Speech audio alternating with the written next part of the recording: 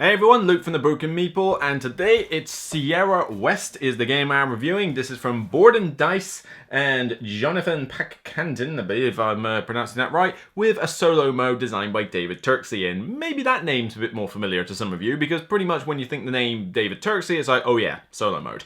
That's typically his shtick. But also, one of my favourite games from Mind Clash games is also down to his design, Anachrony, sitting there on the shelf begging me to play it maybe next week in a Handycom, we'll see. But Sierra West is a Euro game that's kind of about pre-programming your turn. You have several different modules to play this game with, but the core of the game is that you're exploring this mountain made out of cards in a kind of panoramic picture, and you're using two separate workers to move along tracks on your player board, which the tracks are made up of cards that you play from your hand out of a little deck, and the cards have like two routes on it. And the idea is that during your turn, you can move both of them at different speeds and move another guy over the mountains in order to get more cards and build up your deck, but also to trigger various bonuses and effects. You have to place 3 cards down on the top of your player board in this, again, a very nice looking panoramic picture of your mountain effectively. And based on how you position the cards dictates what bonuses and that you'll get on those routes. So you're essentially trying to pre-program what the routes are going to be like, and then work out the best order in order to do the various actions. Like, shall I move him first? Shall I move them all the way to the end and then to the top of the mountain before I move this guy? When's the best time to do each one? You know, there's some cool tactical play in there, but a bit more on that later. On top of that core gameplay, there are 4 separate modules that you can tweak the rules with. So the initial one that you're doing is that you're gathering apples off the mountain. Another one has you fishing, another one has you gold mining, another one has you chasing bandits. Each one of those gives you an alternative way to score points in the game, but also changes up the gameplay a little bit. Not to drastic measures, but enough to keep it up going and to make it feel a little bit different. So how does this fare? Do the extra modules help with replayability? Is the programming effect fun? Is there a problem with length? We'll have to see. Let's go into some more detail. So duration, this is actually not that long a game. You know, you're talking somewhere between 45 minutes to 90 minutes to play through this Euro. But there is a downside to it. You know, the 45 minutes to 90 minutes is not the problem. That's an actual acceptable length for a fairly thinky, but not brain-burny Euro game. And certainly, if you play this solo or 2-player, which is easily the best count to do it at, you are talking about 45 minutes to an hour to play the game once you're familiar with the rules. But there's a big problem with downtime in this. The whole idea of pre-programming your move. You're supposed to try and do that before it's your turn. I guarantee you will find many players don't do this sort of thing. But even then, if you've not got your route sorted and you're having to think, oh god, do I put that card there or not? No, you know, that whole pre-programming bit is already enough to cause a ton of analysis paralysis in people. But even once you've got that down, there's quite a lot you're doing on your turn. You know, moving, you've got about like 5 different effects or so that you're going to probably trigger on these cards, on top of other bonuses or other things that the modules might offer that you're doing. You're adding more cards to your deck. You're doing quite a bit. But during this time, the other players are basically twiddling their thumbs. Nothing else they're doing.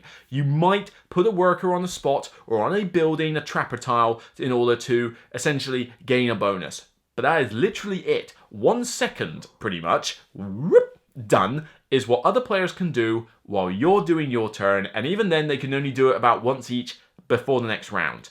So with 3 and 4 players, this game just takes far too long for what you're doing in it. It may still only be 90 minutes or so, but you're not doing a lot for those 90 minutes, because once you've figured out your route, you're kind of done. Easily, I recommend that this game is best at 2 or solo, bit more on that later though. Ease of play. Generally, the rules of this game are not that complex, although there's quite a bit of iconography to absorb. The rulebook is fine. I mean, it's a fairly thick rulebook for what it is, and a lot of that comes from all the additional modules. The main core of the game is not that complex, and the rulebook does have some decent, subtext boxes and some pictorial examples and that. It's a reasonably decent rulebook. But Where the complication comes in is those 4 modules, because once you've got the core gameplay down, you might not come back to this game for a little while, and it's like, oh, hang on, I just need to refresh my memory of how this core game works. Okay, fine. But then on top of that, which module are you playing? You then need to remember the rules to that. And they're in their own separate sections, they've got different setups, and so how do you even bag the game to, to represent the setup? You're trying to think, oh, hang on, all right, I'm playing apples here, so what do I need? I need those tracks, I need these specific cards with that symbol on it. Okay, right, do we want to do apples? No, all right, let's do bandits. Right, hang on, I need the guns, I need the revolvers, I need the bullets, I need the cards with the bullet symbol on it. Setup is a bit of a chore in this game, especially when you're factoring in those modules. But even then, trying to remember the intricacies of how the rules work with the modules is a little bit of a problem at times. It certainly makes this one of the harder games of this weight to actually learn and get to the table easily, just because you can change it up so much.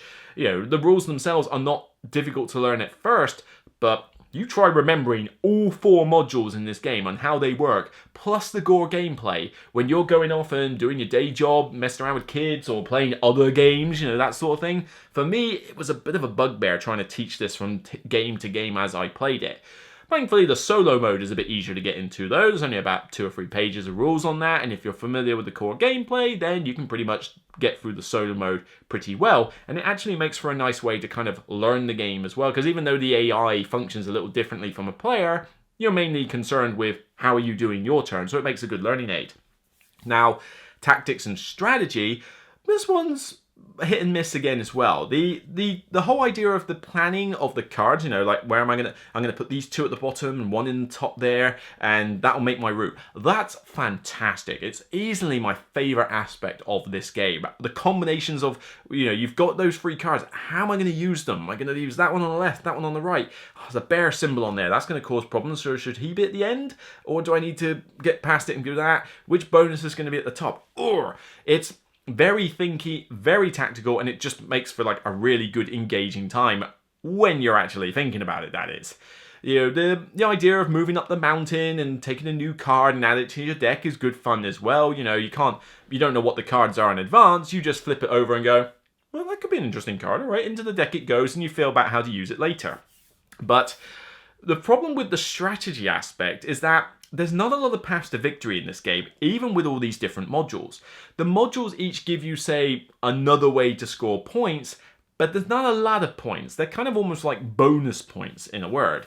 Really, your main points are going to come from the combination of this wagon you move along the board and the tracks that you level up on the side. They essentially act as a multiplier for each. And that's pretty much the main way you've got to get points in order to be competitive at this game. If you do not move the wagon across that track, kiss your chance to win goodbye. But even if you move your wagon across that track all the way to the end, if your tracks on the side haven't moved, then that's not going to score you much either.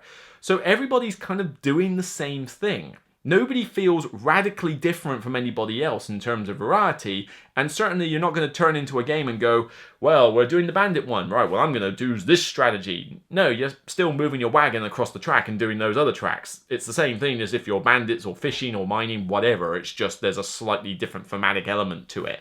So that was a bit of a letdown. I thought I would have liked maybe more ways to score points, more ways to cherry pick how you're going to do your thing, really focus on the deck building aspect, because you don't add a ton of cards to your deck, and even then it's difficult to kind of gauge how you're making your deck when you're adding these different cards, particularly if you're using ones from different scenarios and they use different symbols and that. But it just didn't feel like I was very different from other players. And there's certainly some aspects where I think the balance is a bit off. The trapper tiles are okay, but the building tiles just felt very underwhelming for me. You have to build them in order to not suffer some negative points, so rather than suffering a -3, you essentially cancel it out, so it's basically 3 points of building. But the building powers didn't seem that good. They weren't that useful. You might build 1 or 2 just to avoid the point negatives, but the powers are pretty inconsequential. And certainly doing your thing of, well, I'm not going to move the wagon, I'm just going to build a ton of buildings. Yeah, you've lost, good eye. But it's not going to work. So not a big fan of those. I feel like the powers on those buildings needed to be a bit stronger to make them more appealing. Or there needed to be ways to use the buildings as another path to victory. And certainly the extra modules that you throw in should be more powerful in that respect as well. But it just seems that you're kind of on this railroad, and that's not a pun for the time period we're doing here, but you're kind of stuck on the same railroad track as everyone else. It's just a case of who can be in front. And that just seemed a little bit of a letdown from a strategic aspect. But the card planning, top notch. Love that aspect. And like I say, the solo mode is really cool in this. So it's why I got most of my enjoyment from playing this solo than I did actually multiplayer. This feels like it could have literally just been released as a solitaire game with multiple modules, and I would have been perfectly content with that. But like I say, hit and miss. In terms of aesthetics, this is where this game really shines, actually. I mean, the production quality is pretty solid. You've got recessed boards with really nice artwork on it. You've got all these components in here that, I mean, I've had to bag a ton of this just to get everything in the box and sorted for all the different modules. But you've got little crystal jewels, wooden pieces, really good quality durable cards, and just to sort of, you'll see some of these cards on the video anyway, but I just want to get a few of them out. Very nice, colourful cards, you know, all the different types, all the roots on there. The graphic design is clear to see, even though you do need to go through a few rules and actually figure out what everything does. But I love the way that you've got the mountain on the back, where when you create this big mountain at the top, it creates this huge, great big landscape picture. And there's something about panoramic pictures that kind of work with no matter what you do with the cards. Like, you're going to have this kind of setup with the cards. Oop, come on, hold it. And it'll create a mountain on your board. It's just stuff like that, like in Terramara and other games where you've got good board artwork. That sort of thing just sings to me. I love it when these big pictures come together, you know, Tokaido panoramic pictures and all that. So all in all, it's certainly a very pleasing and, you know, visually appealing game. It's going to turn a few heads as it comes by, and I can't really fault the components, especially not this box cover. Wow. This was the first thing that put me onto this game, because when I saw it was like, oh, it's this theme and that, I'm like, oh, whatever, I've kind of seen it already. But that cover, I want that on my wall. I mean, it's so gorgeous, you just want to lick it. You know, it's lovely. Don't ever do that again. Yeah, but it's just a really nice visual thing. The artwork in this is fantastic, and I'm not entirely certain who the artist is, but kudos to them. They did a really good job here. Now, thematic immersion, it's kind of a bit more hit and miss. I mean, we've seen this theme done to death. The whole hey, you're in the Old West and you're mountaineering and you're harvesting gold and stuff. It's like, yeah, we've got it. We've seen tons of these. So there's nothing original here.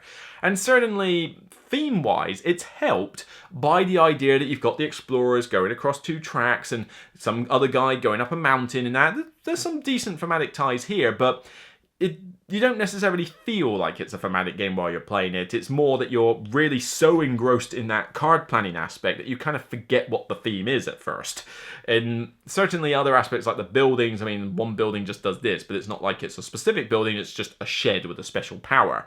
The modules add a little bit of thematic element to it, and you know, you've got oh right, I can collect fish. We are doing the fish along the river after all. Oh, there's bandits. Right, okay, I've got to chase away the bandits. I need the guns. So there's a little bit of thematicness to it, but not super strong. You know, it's very much more a puzzle game, I feel, and that's the main reason I think you're going to be attracted to this, on top of how visually appealing it looks on the table. And then finally, longevity.